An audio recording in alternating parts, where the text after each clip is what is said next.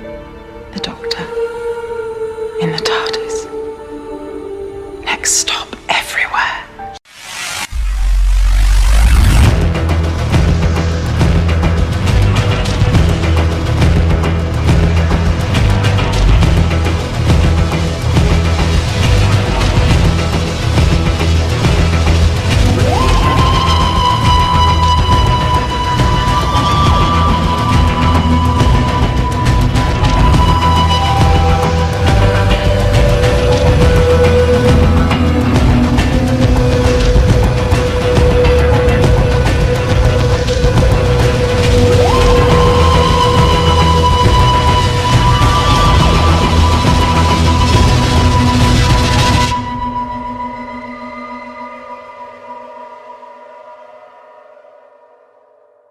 Hello again, everyone. Welcome back to Next Stop Everywhere, the Doctor Who podcast. I'm one of your co-hosts, Charles Skaggs, back in the TARDIS once again, as Jesse maybe turns on his camera. There he is.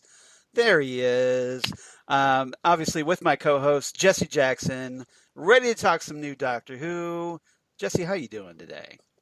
I'm good. And Charles, I'm basically a romantic. Aren't we all? Aren't we all? Yes, we are. We have a fun one to talk about. Just to jump ahead from your agenda. Yes. I watched this on Sunday when it originally came out. Last Sunday. Yeah, last Sunday. And we were planning to go on vacation early Monday morning. So we ended up, I watched it and I went, it was okay. And then kind of forgot all about it. And then rewatched it last night and liked it a lot more than I did the first time. So I'm looking forward to talking about it. So what you're saying is that it holds up a little better on the second viewing. Yes, and I think I may have been paying a little more attention Okay. this time. Yeah, so yeah. Well, good. Because there is a lot going on of confusion. There is a little bit of confusion in the story, I think, that they're trying to do a lot. Yeah, I think so too. And obviously we'll talk about that. So here at episode 170, we're going to talk Praxeus. Now, I know like I said, we're a little behind on this one. Jesse decided to take a little vacation with his wife, Linda. Yes, we, as you guys who follow me on social media, and we have talked about this on the podcast, I start a new job tomorrow. And and it turned out that we had a week between doing background check and drug test and everything that I couldn't start. So we said, well, with a new job, when will be the next time we able to get time off? We don't know. So we went to Memphis and did a lot of music history that you and your lovely bride, Lori, would have loved. I don't know if you spent much time in Memphis, but Stax Museum. I've never been to Memphis. I would love to go to Graceland one of these days. Yeah. So we'd been to Graceland, but we did Stax Museum. We did the Rock and Soul Museum. We did Sun Studio. We ate plenty of ribs. We heard music at BB King and a couple other shows. And it was just a really fun weekend. And the Civil Rights Museum. And this is what's so sad, Charles. Right. Is there is a full-size bus in the Civil Rights Museum, and there is a statue of the driver looking back, and there is a statue of Rosa Parks. Right. And I'm looking for Ryan. and Graham and Yaz and the doctor. Yeah. And I'm hearing that haunting song. Right. That at this, playing that very powerful song, that Rise Up song, yeah, and nothing wrong with that. That's so after watching Rosa, the Doctor Who episode, yes, that gave you much more. It meant more to you to see that. I'm taking it. It absolutely did. With Brad Meltzer's absolutely wonderful "I Am Rosa" book, which I think does a great job of showing it on, and then seeing the Doctor Who episode, it was very powerful. Mm-hmm. I resisted telling that story to Linda because I know she would have rolled her eyes. Right. But I knew I had to save it for you. No, what's wrong with that? That's a perfectly great story. And this is why episodes like Rosa are important, whether people believe it or not. Because it connects you that in ways that you may not have ordinarily been connected to. Like it's teaching you about something. It's hopefully giving you an appreciation for the importance of what happened. As horrible as that time was, it makes you appreciate what Rosa Parks went through and the stance that she took. So when I go online, I obviously see people criticizing episodes like Rosa. Yeah. I'm thinking, you ignorant boobs. Well, and I'm thinking like, how soulless are you? Well, and I think that's a great segue to today's episode. Once again, is about an ecology, right? A point, but I don't think it was overly heavy-handed, right? But I think, what is the odds that maybe that a young viewer or an old viewer, just a viewer of Doctor Who, may see a news story about the amount of plastic waste in the ocean, right, and go, "Oh yeah, Doctor Who talked about that. Yeah, maybe I should listen a little bit more." So yeah, I know with that. There were obviously there was some criticism about that. I agree with you. I don't think this was as heavy-handed as, say, Orphan 55 was.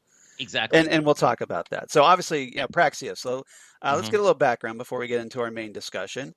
Written by Pete McTighe, excuse me. He wrote the series 11 episode Kerblam, one of the more notable episodes from last year, I thought, along with Chris Chibnall. Directed by Jamie Magnus Stone, who directed the season opener, Spyfall Part 1. And this was the 6th episode of Series 12, aired on obviously 7 days ago as we're recording this, on February 2nd, 2020. And, of course, starring Jodie Whittaker, Bradley Walsh, Tosin Cole, Mandeep Gill. And I'm curious about, you talked about the message about this one and how it wasn't as powerful, but I thought this was a pretty well-rounded Doctor Who episode. A lot of the companions got a lot to do in this one, and a lot of new characters. Almost some might say, potential replacement characters for companions. So I'm kind of curious about your thoughts on this one. Yeah, I thought it was a powerful episode. I don't think it was overpowering, overhanded. In right, other words, exactly. Okay, it wasn't too. It wasn't in your face. Yeah. About it. Yeah. I did read a little bit of criticism that there were too many characters. Yeah. But I didn't feel that way at all. I mean, I thought it was a well-rounded story. Right. We got I like the romantic ending.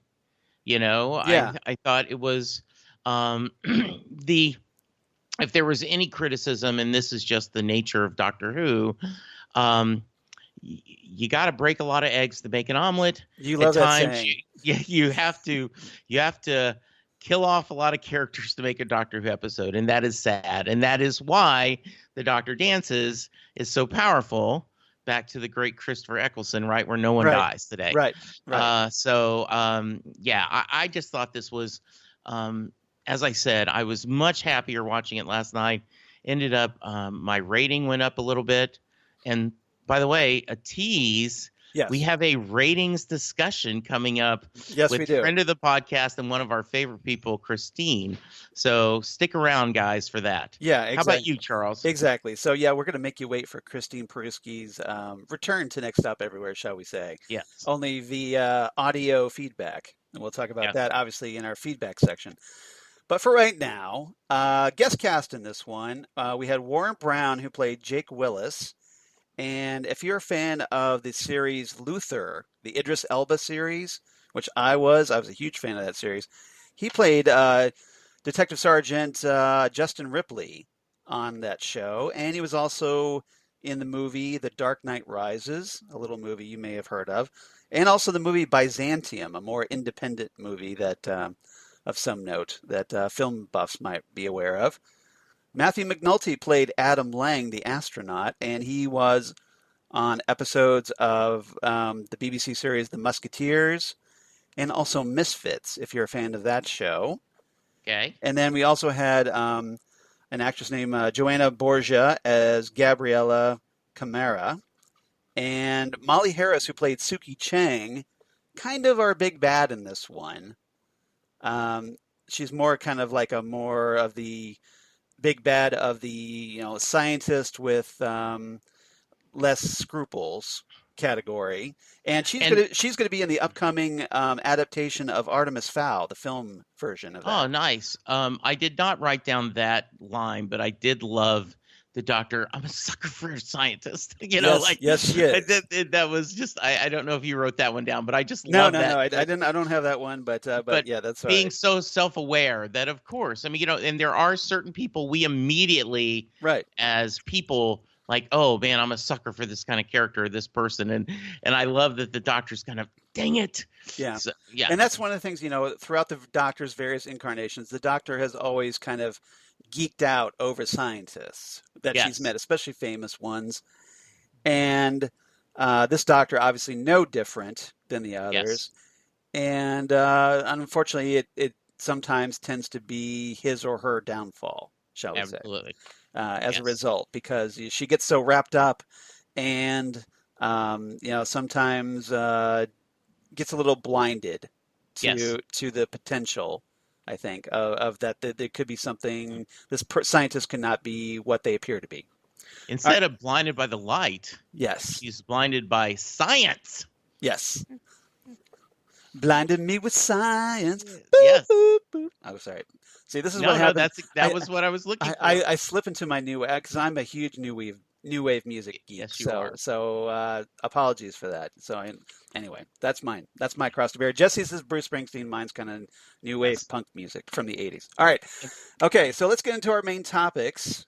Topic number one, I have three topics this week. Topic number one, I want to talk about the Doctor and the fam. So the companions.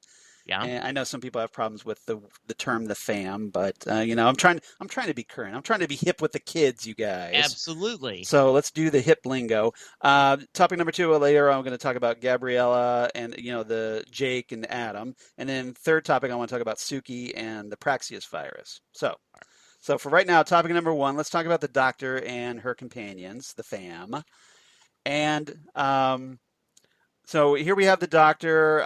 Already kind of, when this episode opens, the companions are kind of scattered across the globe. The Doctor's kind of already involved with something, and so I want to get your thoughts and ideas on what you made of already kind of diving right into the mission, and the idea of the Doctor feeling comfortable enough to send her companions scattered across the globe to help with this mystery. So I think I'll make a comment and then I'll ask you a question. Sure. I love the idea that she sent the fam to the different places. Let's investigate why this is happening. Right. This is we kind of skipped the part where either the TARDIS told her that this was having a problem or something came up, but somehow they determined there's an issue. And so she's sending her troops out to investigate and find. I love that. I love, I love Ryan being by himself. I love them looking at the different things. My question is it because later in the episode where Yaz wants to stay and get that device and do her own investigation, the Doctor seems to be reluctant. Is that because the Doctor thinks that at this time it's more dangerous than earlier and she just didn't want to leave her in that danger? Do you think that's why? Because it almost seems like two different things. Like, yes, you can go do this, but now then I need you to come with me. Yeah, that was something that kind of concerned me about Yaz, was that, she could have let the Doctor know what she was going to do before she did it. Yes. And she didn't. Right. She took her own initiative. And to the point where I'll save the quote for later, but the Doctor kind of chides her about going off on her own, a little bit, because there was the possibility that she could die. Yeah. And so I'm kind of wondering if I don't know for sure, but I kind of wonder if they're kind of setting the table that Yaz, who's kind of this season, sort of kind of wanted to step up and be more of a leader and be more like the Doctor. Yeah. I'm kind of wondering if Yaz is going to end up getting in over her head as a result. And I wonder if this is kind of a precursor, a prelude to that. There could be foreshadowing with that, Charles. I don't know for sure. I'm just guessing here. I understand that totally. I get that, and just a vibe. Yeah. No, I thought the same thing. I think that is, though, in her character, and I'm glad they're doing that. I mean, she is a police officer. She wants to be a detective. Right. She has been ambitious, and it makes sense of the three current modern companions or fam. She would be the one the most aggressive. Right. You don't see Graham. You know, Graham is Graham is an older guy, and he's more laid back. Yeah. He just wants to be able to eat a sandwich when that he brings himself, because he knows the doctor's not going to hook him up with food.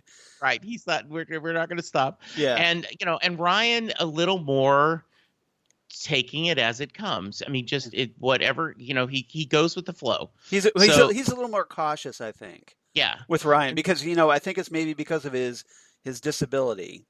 I think so too. That he tends to he's a little unsure of himself at times. But obviously, this is one of the things that I really liked about the way this episode opened, was that the doctor, here it is. It's obviously been some time. She's been traveling with all three of her companions. She feels comfortable enough to send them off doing things for her. She doesn't feel like she has to watch all over all of them. How the doctor, regardless of the incarnation, always kind of gripes about how the companions tend to wander off and get into trouble. Mm-hmm. But here we have the doctor actively sending them off by themselves to help her with this. So it shows that the doctor has this growing confidence now in what her fam can do, and their various, I don't want to say, I guess, skill sets is the word, maybe, that she feels she feels secure in that, and I find that refreshing. And Charles, if you're going to have a full TARDIS, you should do that when you only have one companion, right? That you could see them going and breaking off. But if she is going to have this fam, her posse, why wouldn't she? Her crew, with the circumstances do that. So I like that a lot. Yeah, I did too. So we had let's see here. So Ryan turns up and encounters Gabriella. Mm-hmm. And we had Adam is sending a message for help to Jake, and then Jake shows up in Hong Kong and gets met by Yaz and Graham. So I guess Yaz and Graham weren't really by themselves at that point. And then the doctor goes off and encounters Suki later on. Right.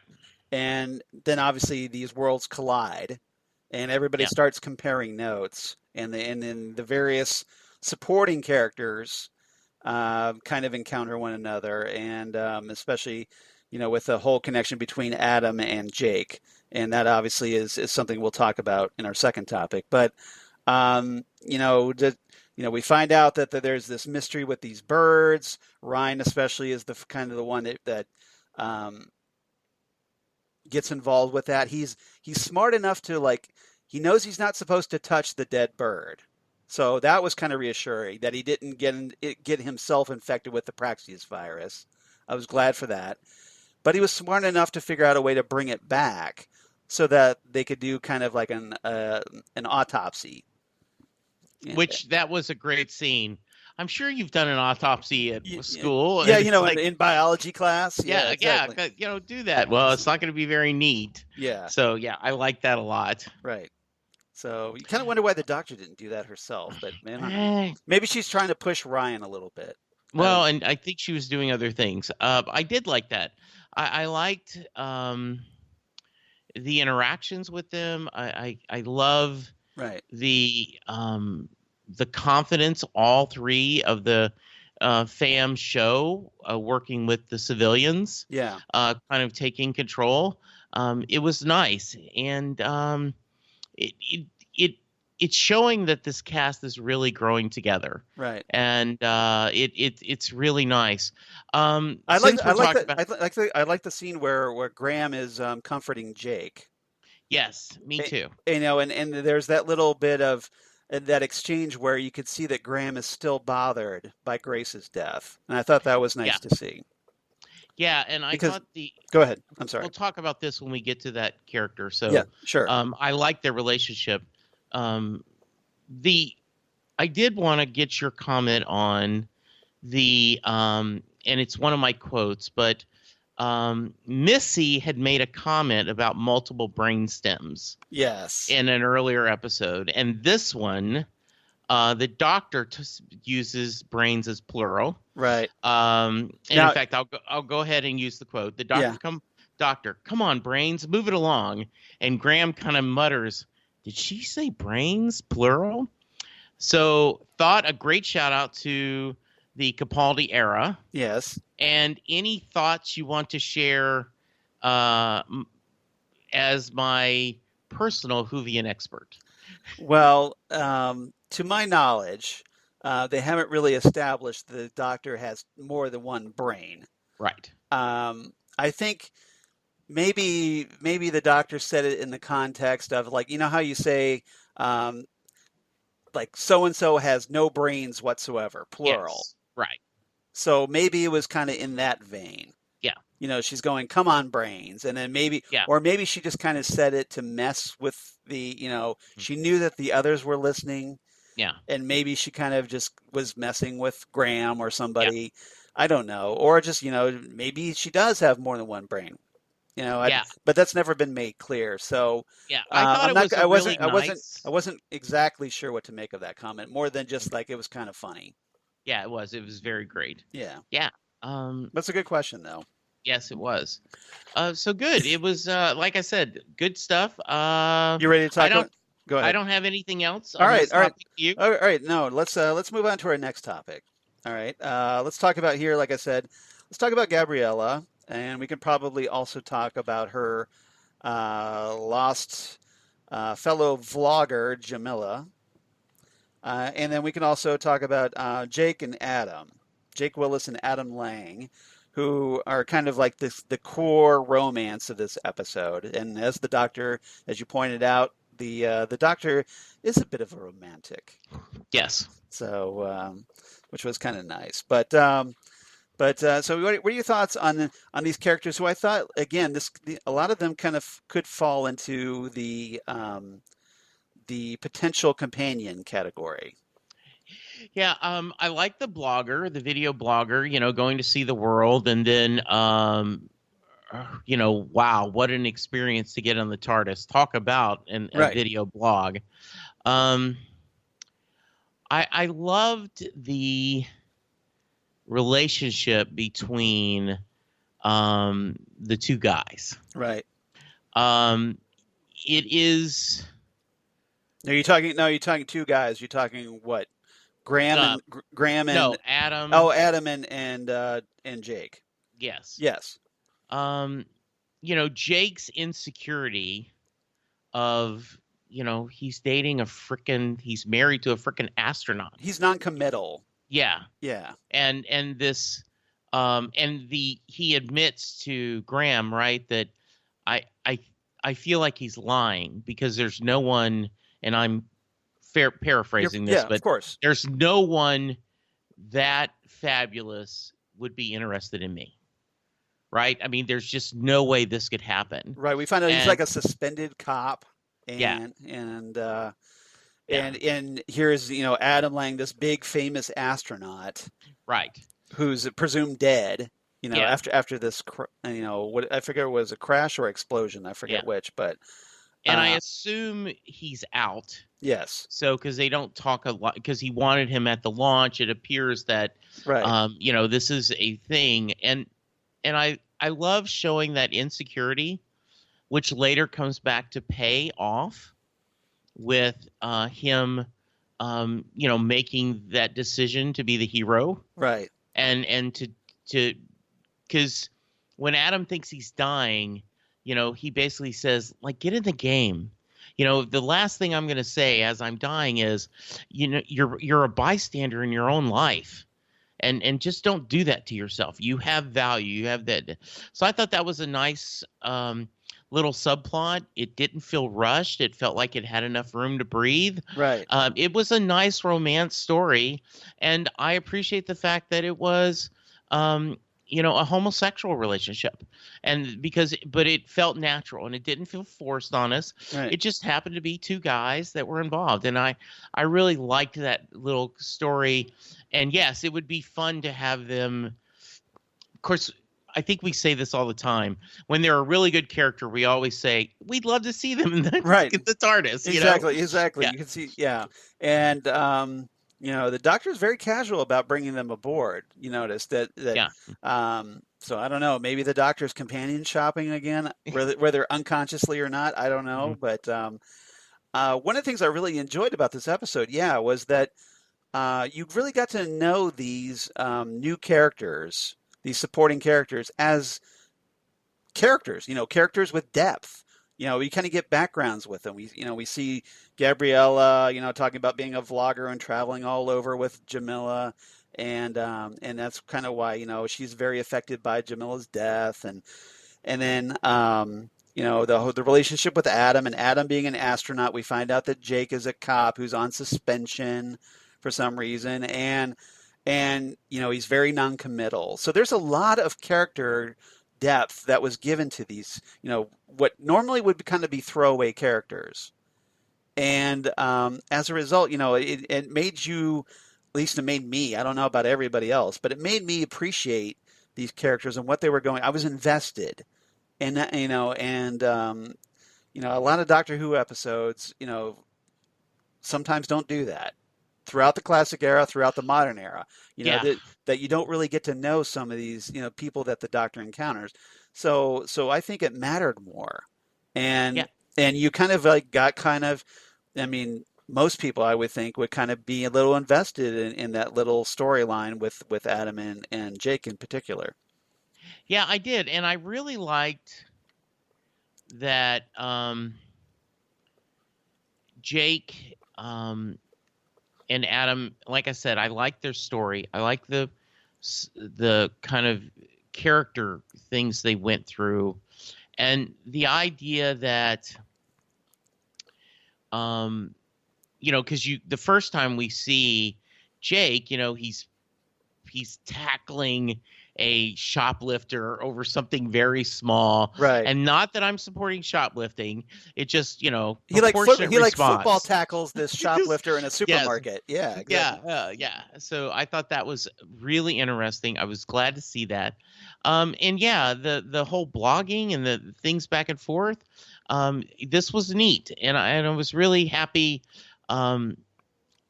especially when you consider how many people were involved in the show. Right. That's very impressive. Yeah. And I felt for Gabriella because, they find Jamila where she's taken, and, she's got those white growths from the Praxeus virus. Yes. And so, obviously she ends up dying as a result. And, so I kind of felt for Gabriella, obviously, it's somebody that she was close to. And so you got invested in these characters. And I think that was great. I just really enjoyed that. And I thought that the special effects of the disease looked good. And we can talk about that more in our next segment. Great. Yeah. Good. All right. So anything else? No. All right. Topic number 3 then. Suki Cheng and the Praxeus virus. Mm-hmm. So let's talk about Suki. Starts off, essentially, we find out she's the scientist in Madagascar. And we kind of get invested in her story a little bit. She's annoyed that she gets beaten by this colleague, Amaru. And then suddenly the Doctor shows up to try to rescue this guy floating in the surf.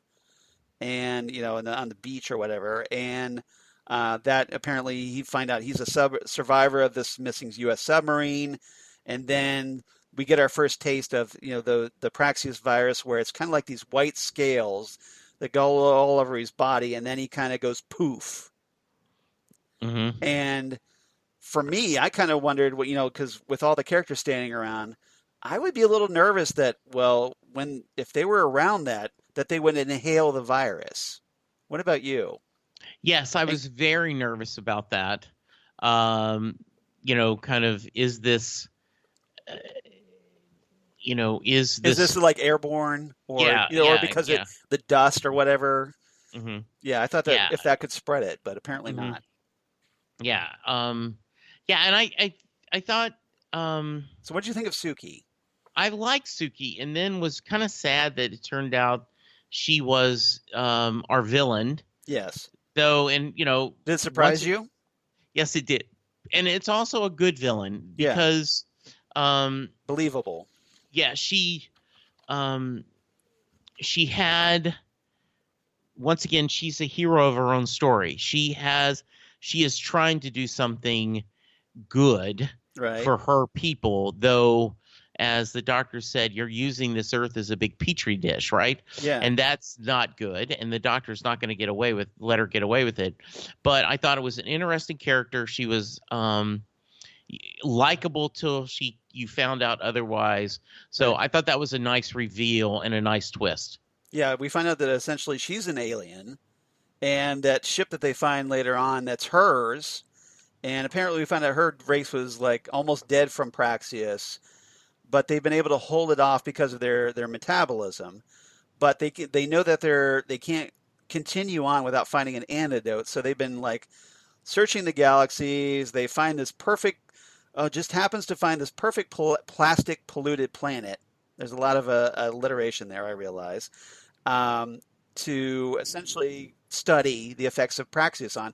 And of course it's Earth because, hey, we're a big planet of garbage. And the doctor obviously gets appalled by this, essentially, like you said, using Earth as a petri dish, and that's kind of where the conflict is that Suki, she's coming from the idea that, hey, I'm trying to save my race, but the way she's going about it is like, well, you're experimenting on this planet that I'm kind of fond of. And so obviously that's the big butting of heads here in this episode. And, and then obviously Suki ends up kind of becoming, she kind of ends up succumbing to the disease herself. And that's the way she's kind of taken off the board. But you said you were kind of surprised by Suki. So were you a little disappointed that she turned out that way? Yeah, a little bit. Though I think it made for a good part of the story that we had gotten to like her, and then we find out this reveal. So I think it worked well as a story. You just like the character, and then you're kind of sad to see that the big reveal. But it worked well. Now, what did you think of apparently the birds aspect of this? And I think this is kind of essentially like Doctor Who's version of Alfred Hitchcock's The Birds. I got that vibe a little bit from this. And the birds essentially are kind of they've got this alien bacterium that attaches easily to plastics, including microplastics. And this is where the whole big message of the thing is that, hey, because we've got all this trash everywhere and there's all these little, chunks of plastic in everything, there's so much plastic in everyone's body that I'm sure they don't think about on a regular basis because we're just so accustomed to it, and it's in everything anymore. So what'd you make of the birds? Totally agree with you. A nice kind of homage to Alfred Hitchcock's The Birds. Right. I don't know. I think they're called crackles. Here in Dallas or in the South, they'll be often during the fall. Yeah. You'll see just birds lined up on, street lights and red light cords just everywhere because as they're resting as they migrate. Got it. And it's spooky as heck seeing all these birds. And so to seeing them... Do they kind of swarm like the birds in this one where they kind of swarm around and it's a little uncomfortable because there's so many of them? Yes, and absolutely. And then sitting on, just perching, you're like, ooh, that's kind of crazy. Yeah. I thought it was great special effects. I thought it was equally scary. I did feel a little bad that, and I don't remember the character's name, but he's like, yeah, you guys go and investigate. I'll stay out here and stare at the scary birds. Like, no, Yes. That's a bad plan. You knew that guy was dead the moment he Yes, said that. That's almost like saying, like, I'll be right back in a horror movie. Yeah. I mean, why?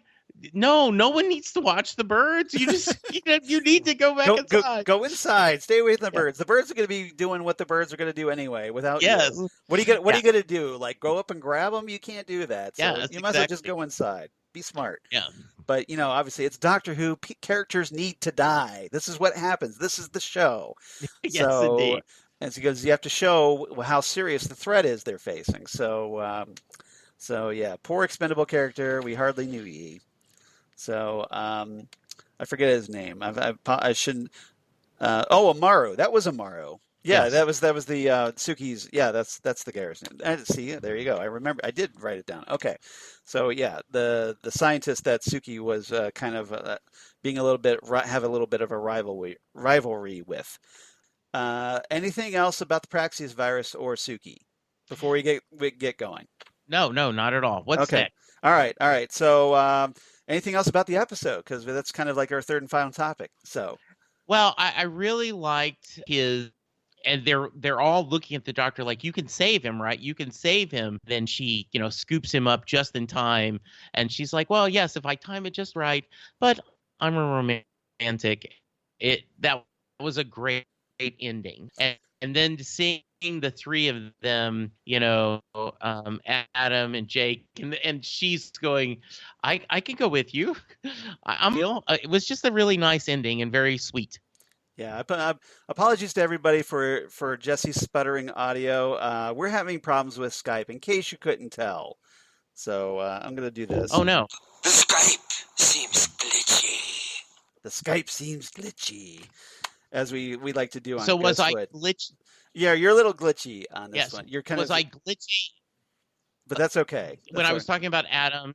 A little bit. When I was talking about Adam and Jake, I was glitchy. Okay. Yeah, I don't know if you got clean it up in post. Multiple things going on. We'll find out. But all right. Okay. So I don't know if you're multitasking or what, but we'll find out. All right. And anyway, so all right. I guess we'll just move on to our. I don't think I have anything else. So why don't we just move on to our favorite quotes as we try to get back on track. All right. So what are your favorite quotes of the episode? All right. So I really loved Gabriella going to Ryan, you work out? And Ryan going, I do a lot of running. I just thought that was a perfect, because running is a key part of being a companion for the Doctor. How about you? You got one? I love that quote. I thought that was a great one. That was definitely one of mine. First one I have to go with, and I just love this quote, where the Doctor chides Yaz for going off and kind of, without telling her and taking Suki with her. The Doctor goes, look at you, going off on your own and not getting killed. Yes. And then I didn't write it down, but when they're like, what's the worst could happen? And Yaz like, oh, trust me. There's a lot of things. I already gave you the Brains episode. My last episode, quote. Brains quote. Yeah. My last one is Suki going, you take a lot in very fast. Yeah. And the Doctor, yes, I do. It's one of my skills. Yeah, that was a good one. One. I think I have that quote you were talking about with Yaz. So Gabriella says, what's the worst place we could end up? And Yaz says, long list. You don't want to know. Absolutely. And then later she says, well, we didn't end up in a active volcano, so we've got that going for us, or something like that. So I love that. Exactly. You got any more for us, Charles? Yeah, Graham and Ryan, I thought there's a nice little exchange between them, because the two always kind of pick on each other. Graham says, excuse me, I'm not full of plastic. And Ryan replies, full of something, which I thought was cute. That was cute. A good one. And then the Doctor saying, so, with the understanding that was pretty alarming, don't be overly alarmed. Yes, that's a very doctorish quote. Exactly. So let's end with that. All right. All right. Okay, so what's your rating for this one? So Should we have the rating discussion before we give our No. ratings? Okay. You want to say the feedback? Okay. We're gonna do our ratings the way we want to do our ratings. Okay. So because it's our show, so we can do what we want. Haha.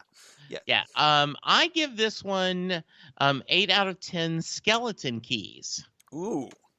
You were a little more generous than me on this one. I gave it 7.5 out of 10 animatronic birds, and that's because some of the scenes where the birds are kind of watching. I think it was Amaru or some other characters. Yeah, they're kind of looming around, and you can see that it was kind of like this fake animatronic bird. Okay. Like some of the birds were CGI, but for whatever reason, for the close-ups of this like one bird looming and watching or whatever, they used this kind of fake animatronic bird, and it kind of showed to me. Okay. So look a little like it was very old classic Doctor Who cheesy special effects. Very nice. So I'm just giving a little homage to that. All right, very good. And obviously, as a Doctor Who fan, I don't have a problem with cheesy special effects. Absolutely. I just no, we do not. I embrace that. So, all right. Exactly. So let's do reverse the polarity. Please. Really quickly. So if you enjoyed Praxeus, and I hope you did, let's reverse the polarity all the way back to 1967 with a story called The Moon Base. And this was the 6th serial from season 4 in 1967, written by Kit Pedler, one of the co-creators of the Cybermen. And surprise, this is also a Cybermen episode. This is actually the second Cybermen story ever. And Factor Charlton's first encounter with the Cybermen. And in this one, the TARDIS makes a bumpy landing on the moon in the year 2070. And dressed in spacesuits, the second Doctor and his companions Ben, Polly, and Jamie go outside to explore, but Jamie gets injured. And some workers from the nearby moon base, because, hey, cool, we have a moon base in the year 2070, find Jamie and bring him inside for treatment while the rest of Team TARDIS follows. And the Doctor and his companions learn the moon base uses a machine called the Graviton to track and manage weather on Earth.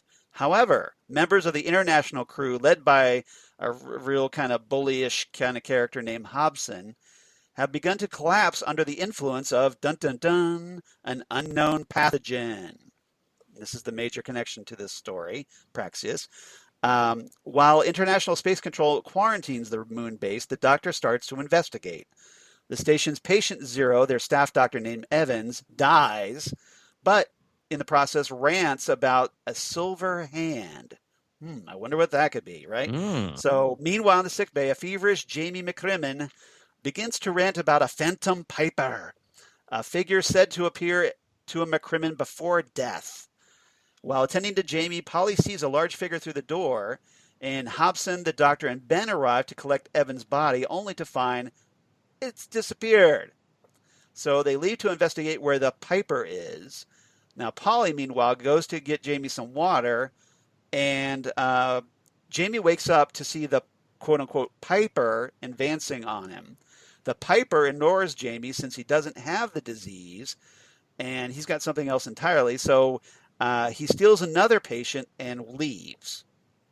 Polly comes back just as the figure is leaving and recognizes it as a Cyberman, and the Doctor realizes their old enemies are taking the patients' bodies.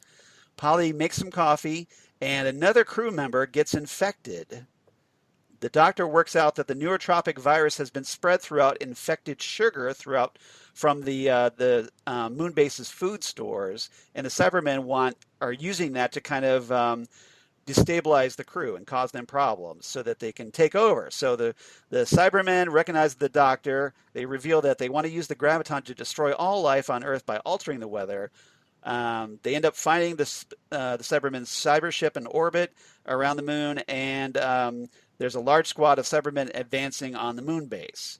And meanwhile, the Cybermen that are already on the surface erect this large laser cannon, threaten to blow up the base, and they fire, but the beam is deflected by the Gravitron. And with the help of Hobson, Polly, and the Doctor, they pointed the Gravitron at the lunar surface, which blasts the Cybermen and their ships into space, taking care of that problem. And as Hobson and his team reorient the Gravitron to its proper use for Earth's weather, the Doctor and his companions slip away. And meanwhile, back in the TARDIS, they dematerialize and then activate the rarely used time scanner to reveal a monstrous claw. That, of course, leads us right into the Macra Terror. Dun dun dun, the end. So, if you Very enjoyed nice. Praxeus, I definitely recommend the Moonbase. Very good. Cool. And this is a story that DJ Nick has expressed an interest in talking at some point. So Very hopefully we'll nice. get around to that. Good deal. So, all right. So you've waited long enough to find out what Christine's been up to. Yes. As we edit on the air, do we want to do Holly and David first, or you want to do Christine first? Let's do Christine Okay, first. got it.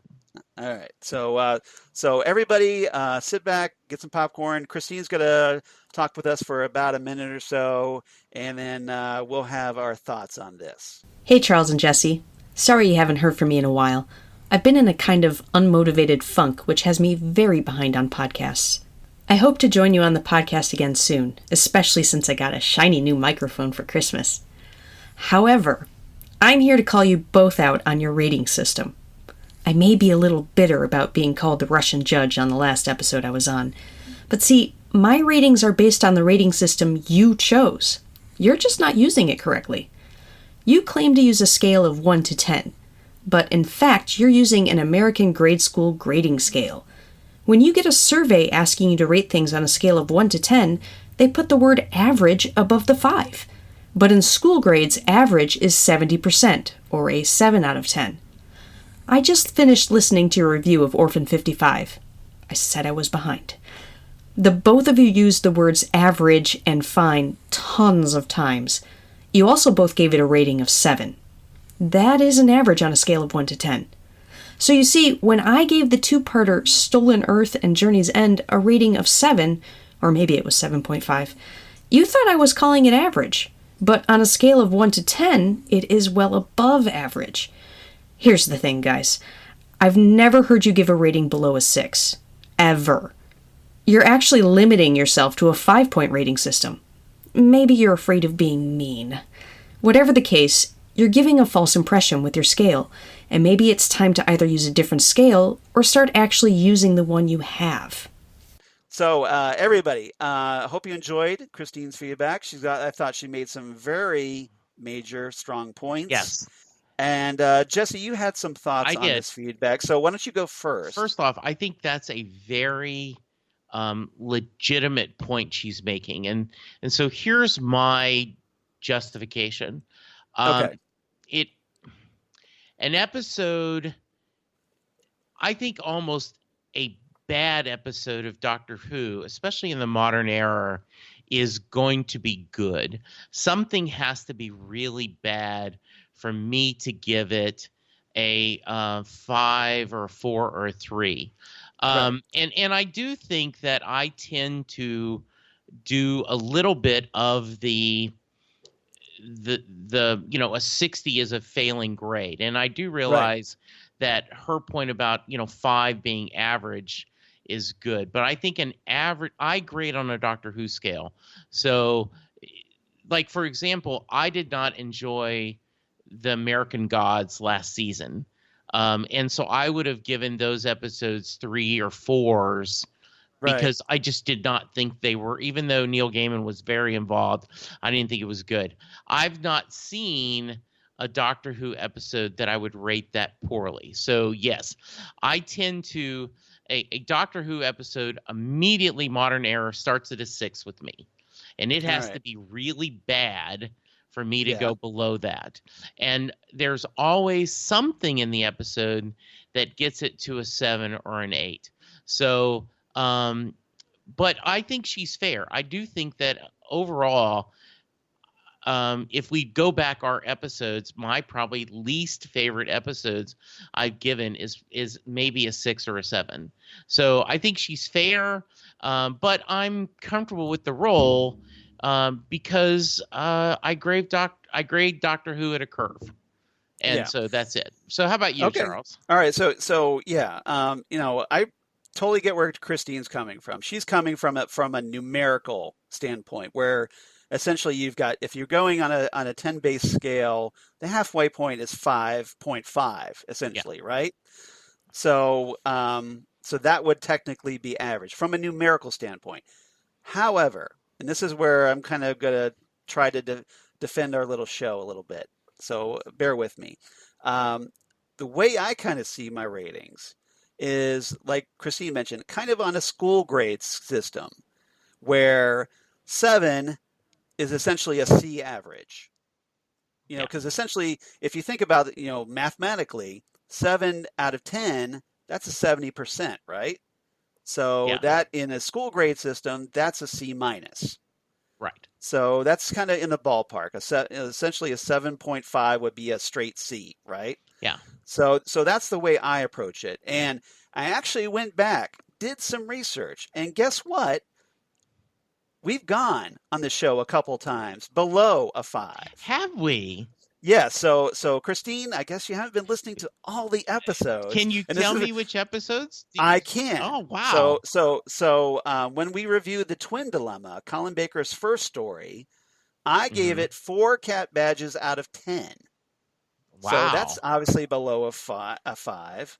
And because that's a horrible story. And that's why I get it. Yeah. Now, we also talked about Sleep No More from the Peter Capaldi era. That was the episode where essentially it was kind of a Dr. Light episode. Yeah. And where you had the Sandman and you had this one scientist that essentially is the focus of the story.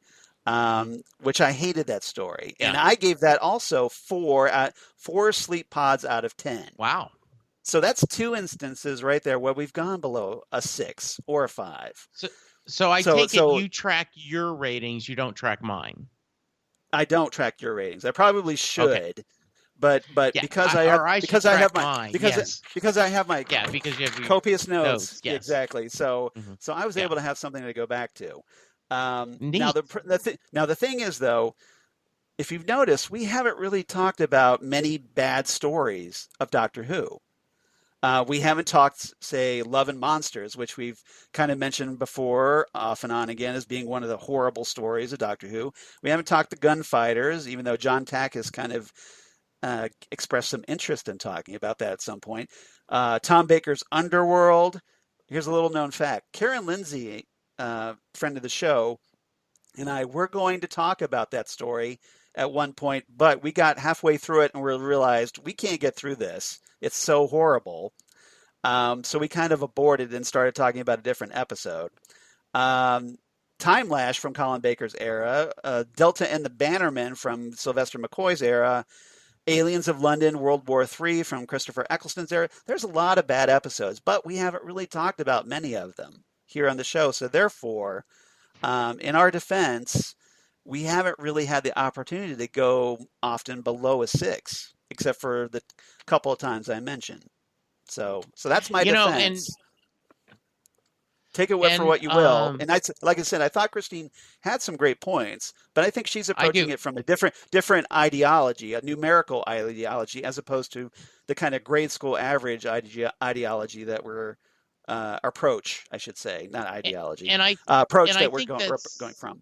Yeah, and I think that's actually a good point, because she's saying that. She goes, "You guys are that's how you're grading it," and I do think that, I think subconsciously that is what we're doing. So I think that is fine. I do think it would be interesting, and you've often talked about how much you dislike Love and Monsters. So I think it would be interesting for us that to do this one and record a discussion. You're not going to make me do that, are you? Yes, and then we could actually do, because to look for things like, is there something we could find a betterness in? So I think so. But I love her feedback, and I think it's first off, she cares enough to give us the feedback. Right. It just makes me smile so much. So yeah, good stuff. And like I told Christine, I'm just glad she's listening. So hi, Christine. I hope you're listening to this one as well. Absolutely. And thank you for the feedback. We really do appreciate it. I'm not going to take it personally. No. I think I just think we're kind of approaching it from 2 different standpoints. Yeah, and so I think that's very fair. Yeah. All right. So with that, let's talk about. We got a couple of other feedbacks. So do you want to read Holly's and I'll read David's? I want to read Holly because Breaking news. Tuesday night of this week, Holly Mack is joining me on Set Listing Bruce. We are discussing John Mellencamp and, of course, Bruce Springsteen. So I am so thrilled that and as Charles sees, I'm doing my fingers together. My the camera's back. Colliding. Yes. My worlds are colliding. I'm very happy. So, hey, Charles and Jesse. That's us. Interesting episode. The whole thing with the astronaut Adam was interesting. For a minute at the beginning of the episode, I thought either Yaz or Graham was going to pull out some psychic paper to show they were top secret agents of some sort.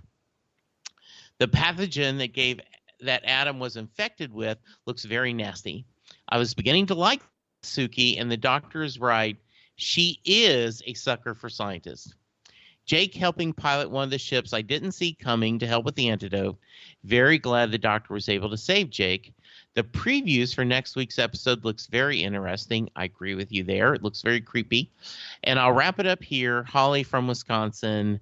As always, Holly, thank you so much. And I am so excited that I'm talking to you Tuesday night. Yes, that's awesome. And I'm glad you're going to be doing that, Holly. Thank you so much for writing in, as always. And you kind of reminded me of something I wanted to talk about. With the doctor saving Jake at the end. Now, some fans have kind of expressed some, a little puzzlement at that, because they're kind of wondering why the doctor wasn't able to save Adric by using the TARDIS to rescue him from an exploding spaceship in the Peter Davison story Earthshock. Well, as a Peter Davison fan, I would like to point out that the reason I think the difference is that if you watched Earthshock, you probably remember that the Cybermen got inside the TARDIS console room, and regardless of the doctor claiming that there was a state of temporal grace where weapons couldn't fire inside the TARDIS, they opened fire and actually shot up the TARDIS console. So I'd like to put out the argument that the difference is that because the Cybermen shot up the TARDIS console, that's why the Doctor was not able to go back and save Adric in time from the exploding spaceship. Okay, so I like that. Thank you. Just thought I'd point that out there. Some fans have been kind of debating this for the past week, so I just thought I'd throw my 2 cents in. All right. Very nice. Okay. All right. So let's talk. We also got feedback from David K. Proctor, who was kind enough to write in. He also talks about Praxeus. He says, a quality episode, a bit preachy, but on the subject we need to address. All of the fam had roles. That was good. None of the questions from last week answered. Not so good. Patience, David. Patience. It's okay. I'm always amazed when the humans are surprised about aliens, but I guess we forget and ignore. Yeah, it's always kind of vague about whether Earth people know that there's aliens or not, because Russell T. Davies' era was so explicit about aliens on Earth. Yes. But I think maybe when the 11th Doctor was kind of doing some little timey-wiminess to the timeline, that maybe he kind of took care of some of those. I don't know how that explained away. Solid storytelling, David continues. I give Praxeus 8 missing submarines, so I guess he really kind of liked this one. Speaking of which, did anyone open it up? 8.5 missing submarines. 8.5, yes, I'm sorry. 8.5, yes. Thank you for correcting me. Speaking of which, did anyone open up the submarine to see if the crew was inside? No, they didn't. No, they didn't. Kind of a plot hole there. The lost points, not a quality issue, but a sense that one could skip this episode and never miss it. Not me, but someone else could skip it, I guess he says. Trivia note, the last time anyone went to a solo space flight from Earth was Project Mercury. A little NASA trivia there. Thank you, David K. Proctor. So thank you, David, for writing in. Always great to hear from you. And if you want to be like Holly and David or Christine, please drop us a line. We'd love to hear from you. So drop us a line at nextstopeverywheresmg@gmail.com. That's nextstopeverywheresmg for Southgate Media Group @gmail.com. Or reach out to us on the Twitter machine @nextstopsmg. on Facebook, Next Stop Everywhere, the Doctor Who podcast, or on Instagram at Next Stop Everywhere podcast. We definitely would love it if you liked and follow us there. Please tell your friends about us if you're not already doing so, because we'd love to grow the podcast. Your help would definitely be appreciated in that, because we appreciate you guys listening. Obviously, we'd love to have more listeners. So if you like us enough to want to tell everybody that you know about us, I'm sure Jesse would also appreciate that. Correct? We definitely would. I always am Word a of little mouth is sad that we don't get more. I love our feedback, but would love some more ratings on iTunes. Seeing people share the episode, so please do. Whatever you can spare, we definitely appreciate exactly. it. We're not gonna, it's Yes. not mandatory, okay? So we understand you have lives and things. So we're just please. No. We're just appreciative of the fans that want to help support the show. That's all. Right. No, I'm begging. I'm getting you're down on begging. one knee. I am. You're shameless. All right. Well. Yes, right. I am shameless. Okay. If you, let's see. I guess it's time for them to tell me how they can reach me, right? Yeah, exactly. Because while we're on the subject of shameless, how about a shameless plug from Jesse Jackson? Yes, it is. Yes, I am available on Twitter at Jesse Jackson DFW.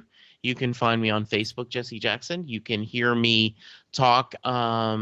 If you just got a DC Universe, subscription, and you're catching up on the Titans or Doom Patrol, Charles and I have covered all of those, and we will continue to cover that in the Titan universe. I will then.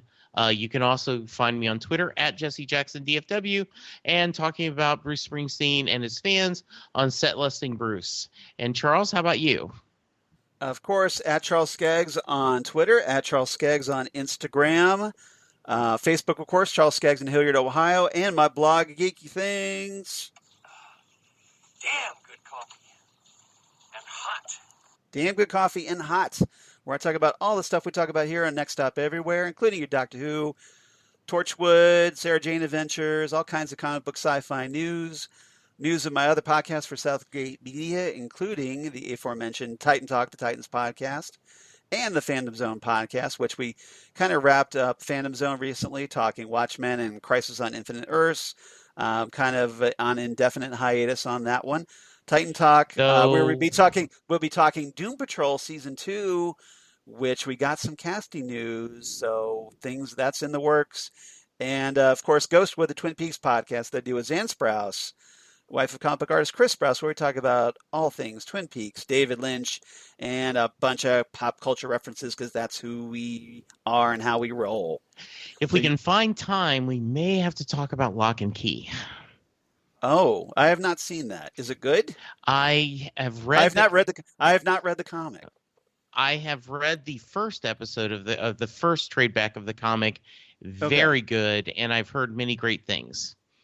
And the story that I got into a little bit of discussion with one of our fellow Doctor Who podcasters yesterday on Twitter.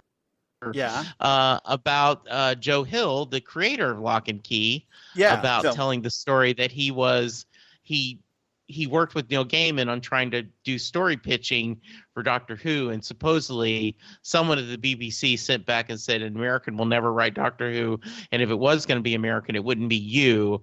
He told it with a lot of fun, supposedly in the podcast, and our friends in the Doctor Who podcast were not sure. It was the Doctor Who show from Australia, like, well, I don't know if you should take that with a grain of salt. And I said, I thought it was fun to tell that. After reading the article on Bleeding Cool this past week, I kind of took it that it's a little harsher. Just more of the someone at the BBC feeling that Americans will never write Doctor Who, and which I'm thinking, what, are you afraid that they're going to write American characters like Americans with American dialogue? Or God forbid, maybe they'll write better episodes? So it seemed a little Americanophobic. I don't know if that's a word or not, but I kind of I was a little disappointed by that, to be honest with you. And I mean, obviously we don't know who said that, but it's kind of disappointing if that's actually the case. Yes. So anyway, especially since yours truly is an American and would love to write Doctor Who at some point, if ever I was fortunate enough to do so. So I'd like to think I had a shot. There you go. All right. Everybody, thank you so much for listening and writing in and all that. Next time at Next Stop Everywhere, we're going to talk, as we're kind of heading into our final 4 episodes, Can You Hear Me? Which is tonight's episode of Doctor Who. But of course, everybody's going to be watching the Oscars. So we'll see how that goes. I'm going to have to watch it tomorrow because my wife is a huge Oscars fashion geek. Okay, there you go. So we'll see how that goes. We'll have to figure out when we want to record this one. And I know you're cheering for the Joker. I am cheering for Joker. I enjoyed that movie. At very least, I want to see Joaquin Phoenix get Best Actor for that because I think he deserves it. Now, whether anything else, we'll see. But at the very least, I think Joaquin should get an Oscar for that. We'll see if that happens. So in the plot in this one, from ancient Syria to present-day Sheffield and out into the wilds of space, something is stalking the Doctor and her friends. As Graham, Yaz, and Ryan return home to see friends and family, maybe we catch up with the cons again, maybe.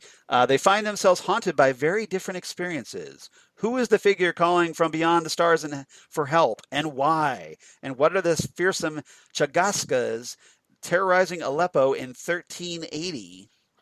To find out the answers, Team TARDIS must embark on a mission which forces them to face their darkest fears. Ooh. Dun, dun, dun. All right, so that's what we're going to talk about. So next time, Can You Hear Me? And Jesse, any final thoughts? Just thank you, as always, for hanging with me and talking Doctor Who. It's a blast. Look forward to talking to the next one. And just listeners, thank you for your support, and we will talk to you soon. Yep. So thanks to everybody for putting up with our Skype difficulties. Hopefully Skype will be kinder to us next time. And yes. We'll see you next time right here on Next Stop Everywhere, the Doctor Who podcast. Goodbye, everybody. Goodbye.